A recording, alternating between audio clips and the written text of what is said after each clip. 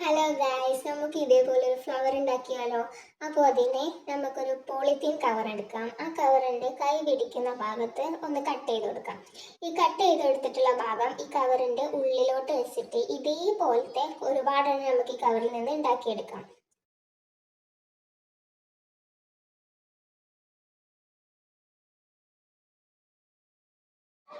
ഈ കട്ട് ചെയ്തെടുത്തിട്ടുള്ള ഓരോ ഭാഗങ്ങളും കൂട്ടി പിടിച്ചുകൊണ്ട് നമുക്കതിൻ്റെ അറ്റത്ത് ഒന്ന് നൂല് വെച്ചിട്ടൊന്ന് കെട്ടി കൊടുക്കാം. അതിനുശേഷം നല്ലൊരു ഷേപ്പ് കിട്ടാൻ വേണ്ടിയിട്ട് നമുക്ക് ഇതൊരു ഷേപ്പിൽ കട്ട് ചെയ്ത് കൊടുക്കാം. ഇപ്പോൾ നമുക്ക് നല്ലൊരു അടിപൊളി ഫ്ലവർ എന്ത് ചെയ്തിട്ടുണ്ട്, കിട്ടിയിട്ടുണ്ട്. ഇതുപോലെ ഒരുപാടെണ്ണം നമുക്ക് ഉണ്ടാക്കിയെടുക്കാം.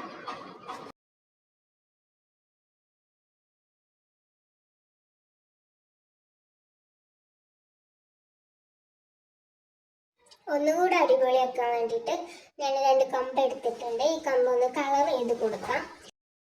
ശേഷം അതിൻ്റെ ടിപ്പ് ഭാഗത്ത് വെച്ചിട്ട് ഒന്ന് കെട്ടിക്കൊടുത്ത് ഒരു അടിപൊളി ഫ്ലവർ ഉണ്ടാക്കി കൊടുക്കാം. വേണമെങ്കിൽ 2 ലീഫും കൂടെ ഉണ്ടാക്കിയിട്ട് നമുക്ക് ഇതിന് വെച്ച് കൊടുക്കാം.